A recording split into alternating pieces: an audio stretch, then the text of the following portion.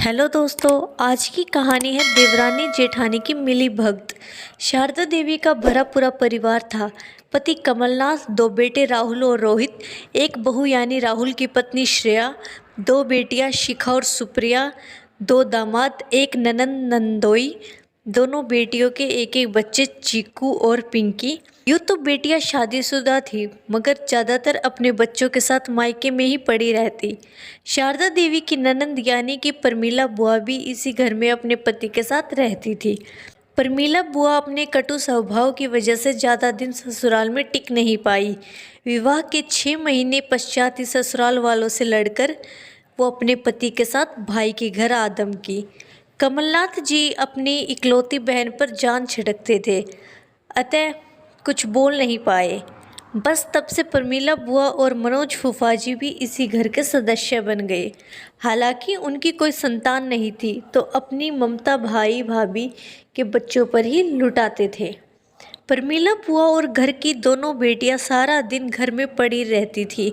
बस बेचारी बहू श्रेया पर हुक्म चलाती रहती। इनकी कुछ न कुछ फरमाइश लगी रहती। श्रेया कभी कभी थक कर झला जाती, मगर कही भी तो किसको। शादी के बाद तुम्हें किसी चीज की कमी नहीं होगी कहकर नौकरी छुड़वा दी गई। पति बहनों के बारे में कुछ सुन नहीं सकता था और सास तो सब कुछ देखकर भी चुप थी। इसी बीच घर के छोटे बेटे के शादी की बात चली। श्रेया बस ये मना रही थी कि कम से कम देवरानी अच्छी मिल जाए। खैर, रोहित की शादी हुई। घर की छोटी बहू बनकर सुमन घर में आ गई। अब तो दोनों बेटियां सारा दिन सुमन के आगे पीछे डोलती फिरती। शिखा, सुप्रिया और प्रमीला बुआ मिलकर श्रेया के खिलाफ सुमन के कान भरने लगी। मगर सुमन एक समझदार लड़की थी, वो किसी की कही बातों पर आने वाली नहीं थी।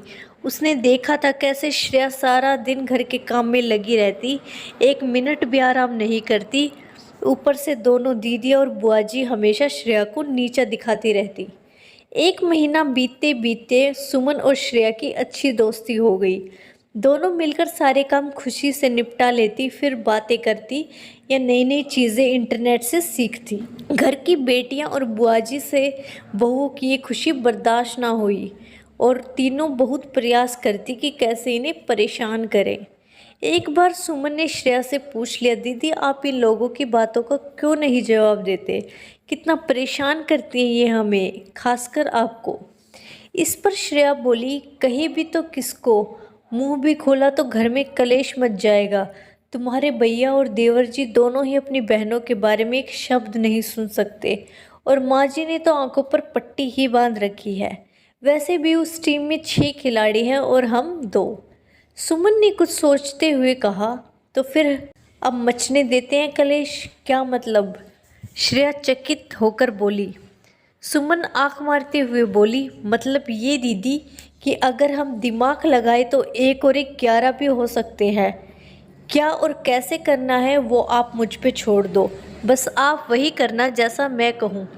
रात को सुमन ने अपने मायके बात करके छोटे भाई को कुछ समझाया और सोने चली गई। सुबह ही उठकर उसने वॉशरूम में साबुन का पानी फैला दिया। सबसे पहले नहाने श्रेया ही जाती थी। उसने श्रेया के कान में धीरे से कुछ बताया। बाथरूम में जाकर श्रेया ने जोर से बाल्टी जमीन पर पटकी और जमीन पर बैठ गई। फिर चिल्लाई, हाय माँ मर गई, अरे कोई मदद करो, उठाओ मुझे। अपने कमरे में बैठे चाय का इंतजार कर रहे सभी लोग चीख सुनते ही भाग आए।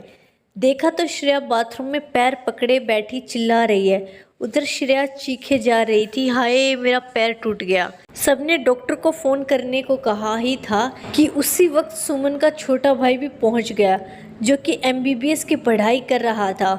उसे तो सुमन ने रात को ही सब समझा दिया था। वो आते ही बोला, अरे मैं भी आधा डॉक्टर बन चुका हूँ, इतना तो मैं भी चेक कर लूँगा। आधे डॉक्टर साहब ने हल्का इधर उधर पैर घुमाया और घोषित कर दिया कि जबरदस्त मोच आ गई है, कम से कम 10 दिन तक तो बिस्तर से पैर नहीं उतरने चाहिए। अचानक शारदा देवी को ध्यान आया तो पूछ बैठी, बेटा तुम सुबह सुबह यहाँ कैसे, खबर भी नहीं दी तुमने आने की? सुमन बीच में ही बोल उठी, माँ जी वो हमारी दीदी की तबीयत कुछ ठीक नहीं, बहुत दिनों से याद कर रही थी।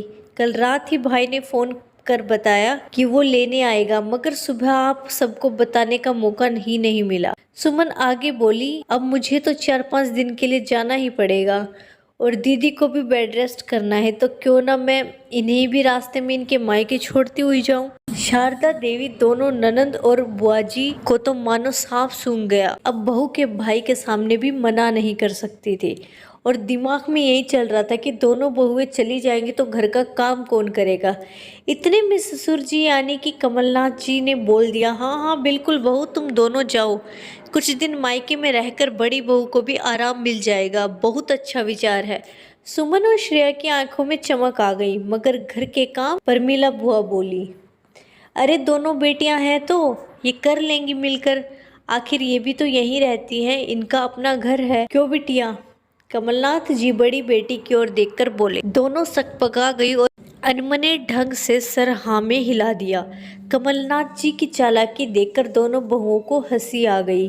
वो भी बेटियों के ससुराल छोड़ मायके में बैठे रहने की आदत से दुखी हो चुके थे। बहुएं तो चली गई, अब दोनों बेटियों की शामत आ गई। शारदा देवी और बुआजी तो बुजुर्ग थी, ज़्यादा काम कर नहीं पाती थी, तो सारे काम का बोझ शिखा और सुप्रिया पर ही था। उन पे तो आफत आ गई जैसे। दो शैतान बच्चे, उनके अलग नखरे। इतने बड़े घर में झाड़ू पोछा, बर्तन, नाश्ता, खाना ये सब करना आसान तो नहीं था। अपनी चहेती भतीजियों से अलग चिढ़ने लगी थी, क्योंकि बुआ जी कोई काम करने को कहती तो दोनों सीधे मना कर देती।